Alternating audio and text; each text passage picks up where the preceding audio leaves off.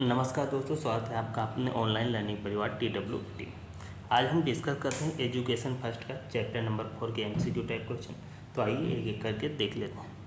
पहला क्वेश्चन, आदत अभिवृत्ति कार्जन को माना जाता है अधिगम, परिपक्वता, स्थानांतरण या अभिप्रेरण। ठीक, तो आदत और अभिवृत्ति कार्जन माना जाता है, किससे माना जाता है? अधिगम से माना जाता है। तो पहला ऑप्शन आपका करेक्ट हो जाएगा। अगला क्वेश्चन, अधिगम की प्रभावशाली विधि है, कौन सी है प्रभावशाली विधि? करके सीखना, सामूहिक बुद्धि द्वारा, अनुकरण द्वारा या उपयुक्त सभी द्वारा। तो प्रभावशाली विधि कौन सी है? ये आपकी सारी विधियाँ प्रभावशाली है, ठीक, जिससे हम सीख सकते हैं। तो डी ऑप्शन करेक्ट हो जाएगा। ये आपका करके सीखना, ये अनुकरण सब प्रभावशाली है, ठीक। अगला है क्वेश्चन है, थ्योरी ऑफ लर्निंग पुस्तक किसने लिखा? वुडवर्थ ने लिखा, हिलगार्ड ने लिखा, थॉर्नडाइक ने, कान बेक ने लिखा। तो किसने लिखा है ये थ्योरी ऑफ लर्निंग? जो थ्योरी है, थ्योरी ऑफ लर्निंग है, ये आपके लिखा है हिलगार्ड ने। तो ये आपसे अब सी करेक्ट हो जाएगा। अगला क्वेश्चन है, अधिगम का मुख्य नियम नहीं है, नहीं आप फोकस कीजिए नहीं पे, ठीक। तत्परता का नियम, अभ्यास का नियम, सादृश्य अनुक्रिया का नियम और प्रभाव का नियम। तो इनमें से कौन सा नियम नहीं है? तो कौन सा नियम नहीं होगा? ये आपका तत्परता का नियम, ये है अभ्यास का नियम भी है, प्रभाव का नियम भी है। तो कौन सा हो जाएगा आपका? बी ऑप्शन करेक्ट हो जाएगा, सादृश्यता द्वारा अनुक्रिया का नियम, ठीक। प्रयास एवं त्रुटि का नियम प्रतिपादित किया, हल ने, थॉर्नडाइक ने, पावलोव ने या वुडवर्थ ने। तो त्रुटि एवं प्रयास का सिद्धांत किसका? प्रयास एवं त्रुटि का सिद्धांत ये आपके किसका है? तो ये है आपका थॉर्नडाइक साहब का। त्रुटि के बाद कौन कहता है? तो ये थॉर्नडाइक साहब का नियम है, प्रयास एवं त्रुटि का सिद्धांत। अगला है, पावलोव करके सीखने के सिद्धांत का प्रतिपादन किसके ऊपर प्रयोग करके किया? इन्होंने प्रयोग किस पे किया पावलोव साहब ने? तो पावलोव साहब ने किस पे प्रयोग किया है? कुत्ते पे किया, मेढक पे, बिल्ली पे या वो मानुष पे? तो पावलोव साहब का जो प्रयोग है ये आपके कुत्ते पे है, ठीक। किस पे प्रयोग किया है? कुत्ते पे किया है।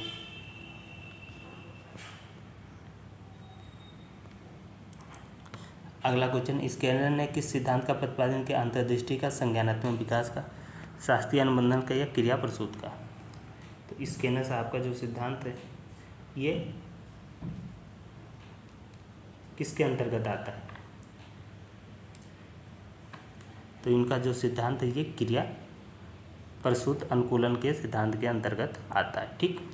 अगला क्वेश्चन है, एनिमल इंटेलिजेंसी के लेखक कौन है? थॉर्नडाइक है, ब्रूनर है, स्किनर है या हल साहब? तो कौन है, कौन हो जाएगा करेक्ट? ये आपके थॉर्नडाइक साहब, ठीक। ए ऑप्शन के साथ हम चले जाएंगे और ए ऑप्शन करेक्ट हो जाएगा, ठीक है। कौन सा ऑप्शन करेक्ट हो जाएगा? ये आपका ए ऑप्शन थॉर्नडाइक साहब। थॉर्नडाइक ने दिया है प्रभाव का नियम, तत्परता के नियम, अभ्यास का नियम, उपयुक्त सभी। थॉर्नडाइक साहब ने दो प्रकार के नियम दिए, एक मुख्य नियम दिए हैं, एक गौण नियम दिए हैं। तो प्रभाव का नियम, तत्परता का नियम, अभ्यास का नियम, ये मुख्य नियम के पार्ट हैं। तो कौन सा हो जाएगा? ये सभी के सभी हो जाएंगे, ठीक। अधिगम स्थानांतरण का सिद्धांत, मानसिक शक्तियों का सिद्धांत, सामान्यीकरण का सिद्धांत, समान तत्वों का या उपयुक्त सभी। तो कौन सा हो जाएगा?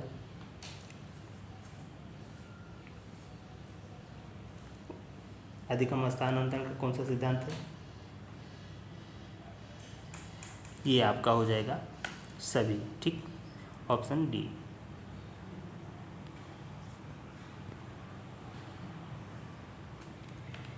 अगला क्वेश्चन है, सीखने की मात्रा तथा समय के संबंध में चित्रांकित करने वाली वक्र रेखा कहलाती है?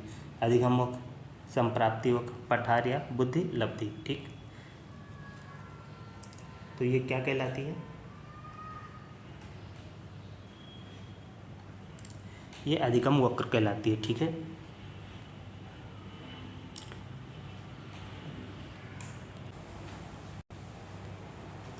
ये अधिगम वक्र, ए ऑप्शन सही हो जाएगा आपका, अधिगम वक्र, ओके। अगला क्वेश्चन, जब कोई बालक सीखने के लिए तत्पर होता है तब वो चीज़ों को जल्दी से सीखता है। ये थार्डनाइक के किस नियम का अंतर्गत आता है? प्रभाव का, अभ्यास का, तत्परता के, इनमें से कोई नहीं। किस नियम के अंतर्गत आता है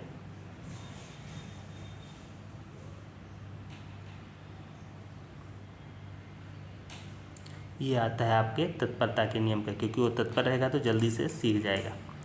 अगला है, सीखने के किस सिद्धांत के अंतर्गत संपूर्ण परिस्थिति के प्रत्यक्षीकरण के आधार पर सीखता है? अभ्यास, अनुकरण, संबंध, प्रतिक्रिया, अंतर्दृष्टि या सूझ।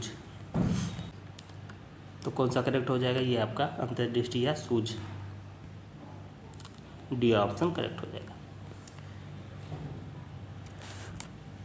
अगला क्वेश्चन है, अभ्यास का अनुभव के द्वारा होने वाला परिवर्तन है अवधान, प्रतिकार, प्रेरणा या अधिगम। क्या हो जाएगा? ये आपका हो जाएगा अधिगम। ठीक। अगला है, थार्डनाइक ने सीखने के संबंधी कितने मुख्य नियम दिए हैं? 5, 4, 3 या 6? कितने दिए इन्होंने? 3 नियम दिए मुख्य। कौन से नियम दिए हैं? ये आपके प्रभाव का नियम, तत्परता का नियम और अभ्यास का नियम, 3 नियम दिए हैं। ठीक। तो कौन सा ऑप्शन सही हो जाएगा? ये आपका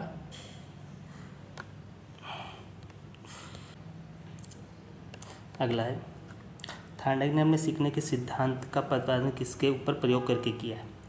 ए कुत्ते पे किया है, मनुष्य पे, तोता पे, बिल्ली पे। तो थार्डनाइक ने अपने सिद्धांत का प्रतिपादन बिल्ली के ऊपर किया है। Option D correct.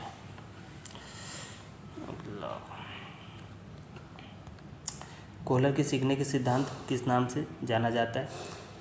समग्रता सिद्धांत, उद्दीपन का सिद्धांत, पुनर्वलन या क्रियात्मक सिद्धांत। तो ये आपका समग्र सिद्धांत होता है, पूर्ण आकृति का सिद्धांत या समग्र सिद्धांत। ये ऑप्शन करेक्ट हो जाएगा। बालक के कोषों एवं पेशियों के समय के साथ साथ होने वाले परिवर्तन जिनके कारण वो निश्चित समय पर कोई कार्य कर सकता है कहलाता है परिपक्वता, सामंजस्य, अभिसरण या प्रत्यक्षकरण। क्या कहलाता है? परिपक्वता। ये ऑप्शन करेक्ट हो जाएगा।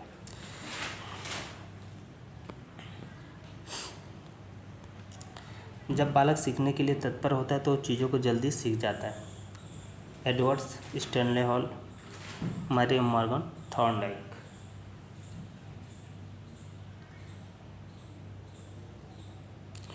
तो ये थॉर्नडाइक से आपका सिद्धांत है, तत्परता का सिद्धांत।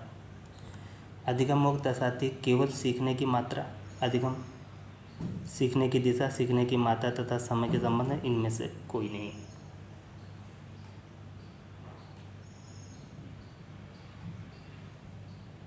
तो ये क्या दर्शाती? सीखने की मात्रा तथा समय की दिशा के संबंध में। ठीक।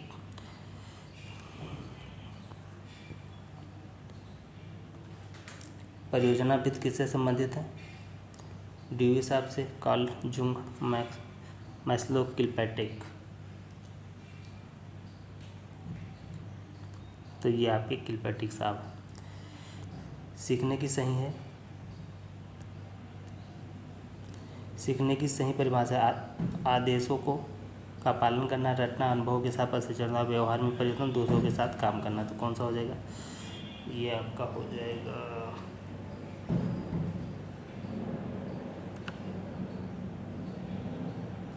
व्यवहार में परिवर्तन। रटना तो हो ही नहीं सकता। प्रयत्न बहुल का सिद्धांत प्रतिपादन कोहलर ने, थार्डनाइक, योकम ने या हल साहब?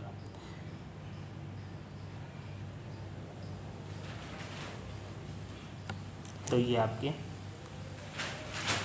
थार्डनाइक साहब ने किया। प्रयत्न बहुल सिद्धांत थार्डनाइक हो गया। सीखने के प्रभाव होने वाला सबसे महत्वपूर्ण कारक है प्रेरणा, रुचि, ध्यान, स्मृति।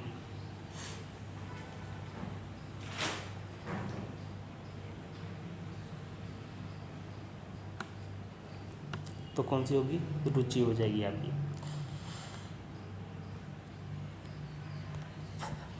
क्रिया प्रसूत अधिगम सिद्धांत के प्रतिपादक हैं? टॉलमैन है, कोलर है, स्किनर है या हल साहब? तो कौन से हैं? ये आपके स्किनर साहब। तो ये रही चैप्टर 4 MCQ टाइप क्वेश्चन जो आपका कंप्लीट हो गया। वीडियो को लाइक कीजिए, शेयर कीजिए, चैनल को सब्सक्राइब कर लीजिए। जय हिंद, जय भारत।